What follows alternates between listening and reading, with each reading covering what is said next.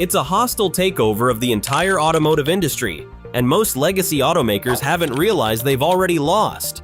So how exactly is this single piece of equipment rewriting the rules of car manufacturing, and why are companies that have built vehicles for over a century suddenly scrambling to survive? Let's break it down. The mechanical power shift.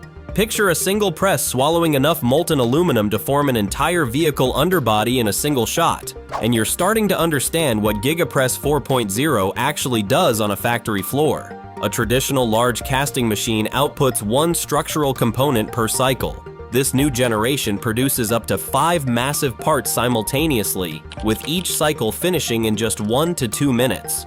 That alone reshapes daily output math, allowing thousands of giant structural castings to roll out every 24 hours without inflating operational complexity. But the real shock arrives when you look at how this rewrites factory architecture itself. The traditional image of 70 to 100 stamped steel parts being welded together by hundreds of robotic arms is being thrown out completely. In its place sits a single monolithic cast structure that arrives almost fully formed. Floor space shrinks by 30 to 40%.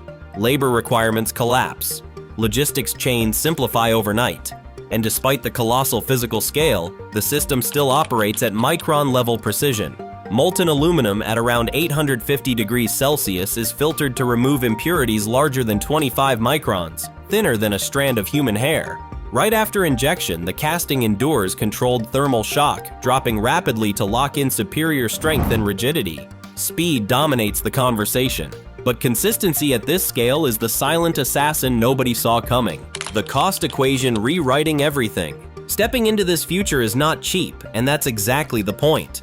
A single 50,000-ton GigaPress carries a price tag between $43 and $65 million, with another $1.5 to $2.5 million layered on top for tooling. To outsiders, this looks like financial recklessness.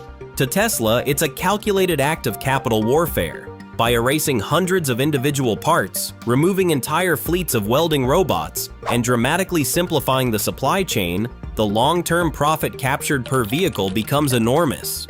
This is the financial mechanism that makes a sub-$30,000 electric vehicle realistic, and a $25,000 EV genuinely possible. That price point is not just aggressive.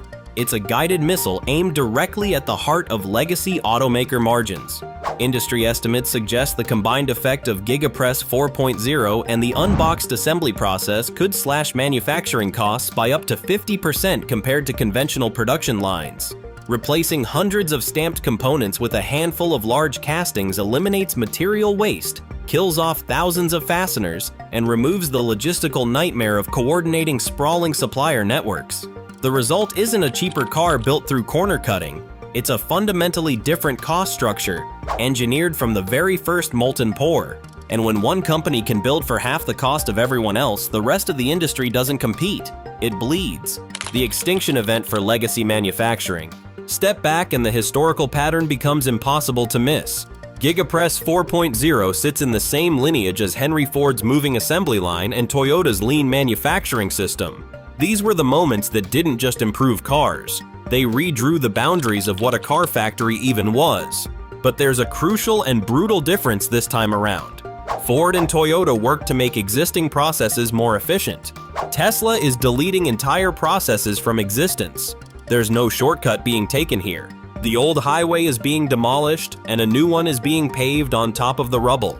That's why the impact on legacy automakers is so severe. Their entire infrastructure, their workforce training, their supplier relationships, their factory blueprints, all of it was built around stamping, welding, and bolting things together. GigaPress 4.0 doesn't just outcompete that model, it renders it economically unviable. A factory that requires hundreds of welding stations cannot match the unit economics of one that needs only a handful of casting bays. This is why analysts increasingly describe what's happening as an extinction-level event for traditional automotive manufacturing. The companies that recognize the threat early and pivot aggressively might survive in some reduced form. The ones that treat this as a passing trend, or assume their century of expertise gives them immunity, are walking directly into a furnace they don't yet see. Europe's cautious scramble. Across Europe, the response has been measured, almost nervous. Volvo is taking the careful path, slowly rolling out 9,000-ton casting systems paired with modular vehicle design as a way to avoid catastrophic production gambles. It's a reasonable strategy, but it's also a fundamentally defensive one designed to delay disruption rather than confront it. German automakers, meanwhile, are facing a quiet identity crisis. For decades, names like BMW, Mercedes-Benz, and Audi defined themselves through engineering precision, the meticulous integration of countless components into vehicles that felt mechanically perfect.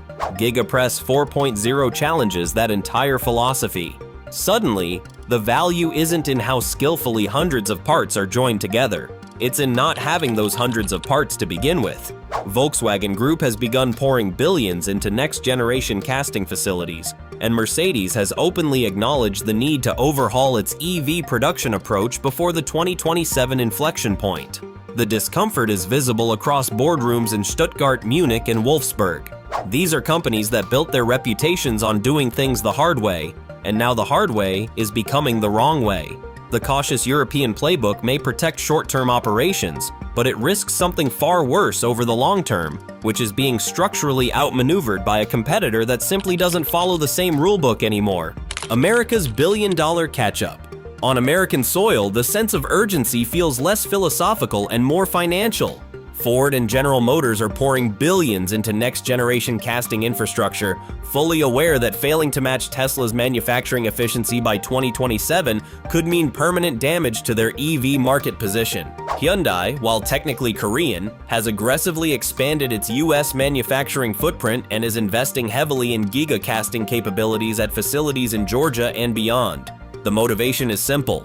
Without comparable manufacturing technology, these legacy giants cannot match Tesla's pricing without bleeding money on every unit sold. And that's a death spiral no public company can sustain for long. What makes this American response particularly fascinating is the cultural shift required. For more than a century, Detroit was the global symbol of automotive manufacturing dominance. Now, the most disruptive production technology on the planet is being deployed by a company that didn't even exist 25 years ago, in a factory model that treats Detroit's playbook as obsolete. Internal memos from major automakers reportedly describe the situation in survivalist terms, framing the next several years not as a competitive challenge but as an existential one. The capital being committed is staggering, the execution risk is enormous, and the timeline is brutal because Tesla isn't waiting for anyone to catch up. Asia's forced reinvention. The pressure extends deep into Asia, where some of the most respected automotive names are being forced to dismantle decades of engineering tradition. Toyota, long considered the gold standard of efficient manufacturing through its legendary production system, is now publicly committing to rebuild its EV manufacturing foundation from the ground up. The stated goal is to cut up to half of its production steps, an admission that even the world's most refined assembly process cannot keep pace with what GigaPress 4.0 enables.